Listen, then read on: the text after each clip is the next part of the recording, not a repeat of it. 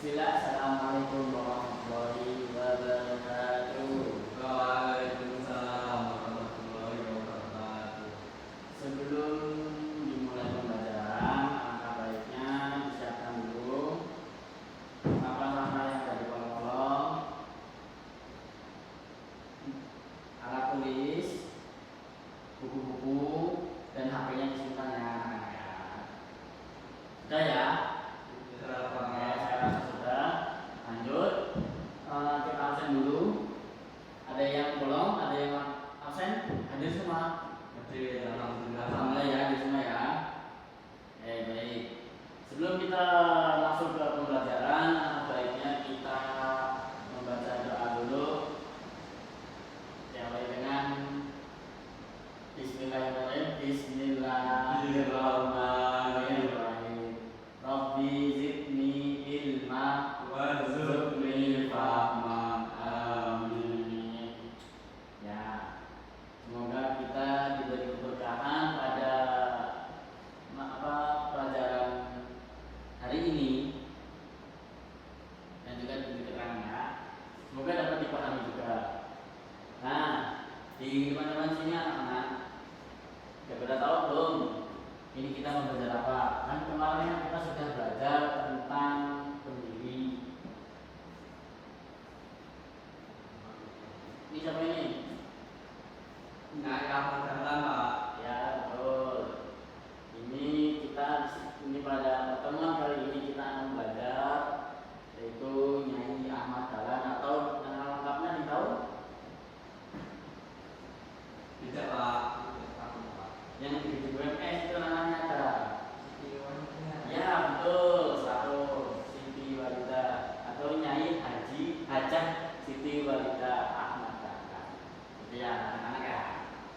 Nah, jadi anggota Haji Muhammadiyah itu ada anak-anak lagi semacam itu. Tadi kan tadi pada pelajaran sebelumnya kan tadi dijelasin kalau Muhammadiyah itu ada kelompok-kelompoknya. Ya, Pak. Ini juga ada Aisyah. Apa itu Aisyah? Ada yang tahu? Organisasi, Pak. Ya, betul, organisasi khusus perempuan. Jadi Aisyah itu anggotanya khusus warga Muhammadiyah yang apa? Yang soleha. Ini kan anak-anak semua kan pada soleh-soleh ya. Ya, Jadi nggak ikut Aisyah. Tapi apa salahnya kita untuk belajar mendalami apa itu Aisyah. Nah, yang pertama kita lihat dulu ini ada pendiri Aisyah ya anak-anak ya. Di sini ada gambar Nyai Ahmad Dahlan. Nyai Ahmad Dahlan atau Nyai Hajah Siti Walida. Betul sekali untuk Mas Fajar. Hanya Siti Walida. Oke, kita lanjut pertama dulu pembaharuan Kiai Haji Ahmad Dahlan, sang pembawa pembaharuan, ulama yang terpengaruh ide pembaruan Islam dari Muhammad Abduh dan Rasid Tito. Yang sebelum kita ketahui di pertemuan sebelumnya itu Kiai Haji Ahmad Dahlan itu beliau kan salah satu anak dari tokoh pada masanya itu kan. Nah, selanjutnya beliau itu sekolah hingga akhirnya sekolah di Arab Saudi, di Mekah, di tanah haram, ya kan? Nah, di sana beliau bertemu dengan orang-orang hebat. Di sana beliau bertemu dengan belajar atau mendapatkan ilmu dari orang-orang hebat. Nah, setelah itu beliau kembali ke Indonesia, kembali ke tanah airnya. Ke tanah airnya, beliau mengambil atau mengaplikasikan ilmu-ilmu beliau yang beliau dapat di tanah suci itu ke kampung halamannya. Di mana? Di Yogyakarta pada saat itu ya. Nah, di kampung Kauman lah di tempatnya. Nah, akhirnya beliau lah, singkat cerita beliau mendirikan namanya Muhammadiyah. Nah, ini atau sama-sama pembaruan. Sudah kurang lebihnya sudah ditahu ya. Nah, jadi setelah itu Ahmad Dahlan itu kan beliau itu menikah dengan Hajah Siti Walida Ahmad Dahlan.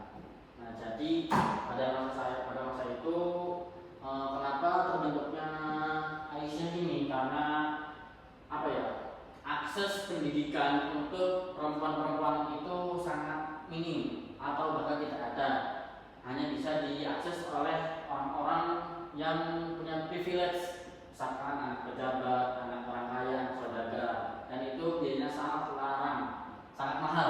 Jadi untuk orang-orang yang pribumi, orang-orang yang anak tani, anak buruh, anak nelayan itu, anak perempuan mereka itu tidak mendapatkan apa namanya akses pendidikan yang bisa didapatkan oleh anak-anak pejabat tadi. Dari situ Ahmad Dahlan dan serta istrinya itu mendirikan Aisyah. Jadi dari itulah Nyai Ahmad Dahlan itu mendirikan ini Aisyah. Yang pertama, Aisyah itu dari perkumpulan Sopo Tresno. Jadi kayak perkumpulan ibu-ibu ngaji gitu. Ibu-ibu kan sekarang banyak tuh ibu ngarisan sambil ngaji gitu kan, sambil dengerin ceramah-ceramah, sambil dengerin baca Al-Quran, baca tafsir Al-Quran seperti itu, hingga berubah dan resmi pada 19 Mei 1917 Masehi gitu ya. Nah, dari situ akhirnya Ahmad Dahlan bilang, kenapa nggak kita dirikan aja organisasi di mana tadi perempuan-perempuan yang notabene kurang beruntung tadi, yang latar belakangnya itu tidak punya privilege itu, dia bisa mendapatkan akses yang sama, yang sepadan itu sama anak-anak yang lain juga.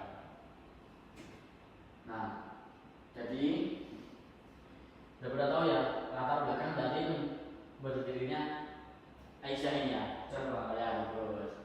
Selanjutnya ada perjuangan dan pencapaian Aisyah. Yang pertama, perjuangan dan pencapaian itu adalah pendidikan perempuan tadi, sesuai dengan tujuannya tadi. Aisyah itu mengutamakan pendidikan yang setara dengan laki-laki. Jadi laki-laki pendidikannya kayak gini, perempuan juga harus sama. Jadi sama-sama. Jadi walaupun perempuan itu pada masa itu dipandang sebelah mata, bahwasanya perempuan itu bisa juga mendapatkan akses pendidikan yang setara. Terus juga ada aktivitas keagamaan. Aktivitas keagamaan itu seperti kajian-kajian atau sekolah-sekolah khusus perempuan-perempuan tadi. Nah, biasanya ada yang khusus, apalagi para perempuan itu kan ada namanya fikih perempuan yang tertentu beda-beda kan. Tentunya yang dipelajari laki-laki, dan itu cuma perempuan doang yang ada gitu. Kayak ada haid, nifas, saat hamil, menyusui dan lain-lain gitu ya. Nah, warisannya dari Aisyah ini kita lihat ada warisan nilai dan relevansi. Yang pertama, pembaruan sesuai dengan hampir sama dengan Muhammadiyah. Jadi Aisyah ini pembaruan. Jadi dia memperbarui Islam-Islam yang notabene kalau atau warga-warga dulu itu yang bilang tuh perempuan itu sebagai makhluk rendahan, hanya sebagai makhluk yang atau bisa dijadikan disamakan sebagai barang. Nah, itu dari pembaruan itu kita bisa belajar bahwa kita tuh setara antara manusia gendernya laki-laki ataupun perempuan itu sama semua, karena pada dasarnya semua manusia yang diciptakan dari Allah SWT. Gitu ya teman-teman yang saya paham ya. Selanjutnya ada amar ma'ruf nahi munkar. Sama, hampir sama, semuanya sama. Cuman dalam ini konteksnya dalam lingkup perempuan. Jadi amar ma'ruf nahi munkar. Jadi kita juga harus amar ma'ruf nahi munkar. Ada yang tahu itu apa artinya? Apa yang dimaksud amar ma'ruf nahi munkar? Melakukan hal yang baik dan meninggalkan hal yang buruk. Ya, kurang lebihnya seperti itu. Jadi amar ma'ruf nahi munkar itu adalah amar adalah perintah, ma'ruf adalah kebaikan. Jadi perintah memerintahkan kepada kebaikan atau kebajikan. Jadi kita setelah mengikuti Aisyah ini, para cewek-cewek atau para usti-usti ini mengikuti Aisyah ini, jadi kan kita tahu agama yang baik dan benar. Jadi tahu ini salah, oh ini benar. Jadi kita harus mengajak, ayo kita sholat di masjid.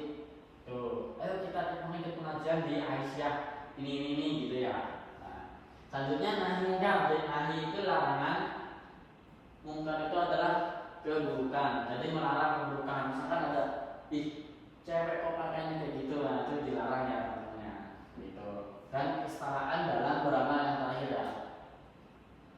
Bisa dipahami teman-teman? Nah, oke, selanjutnya kita, karena kita ini menggunakan metode dalam pembelajaran ini, Bapak menggunakan metode active knowledge sharing. Jadi nanti teman-teman bagi kelompok ya untuk berdiskusi apa yang sudah Bapak sampaikan. Sekiranya ada pertanyaan boleh dicatat dulu dan diskusi. Misalkan ini Ahmad Dahlan itu siapa sih? Misalkan yang belum tahu. Nah, Ahmad Dahlan itu sekolahnya sebenarnya di mana sih? Di nah, gitu. Boleh silahkan. Silahkan teman-teman didiskusikan dulu.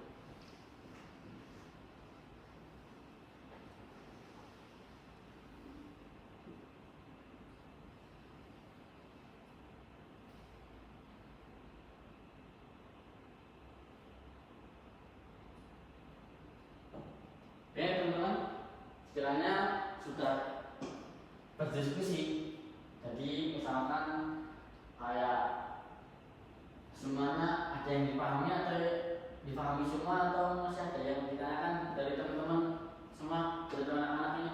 Alhamdulillah sudah Pak. Sudah. Sudah.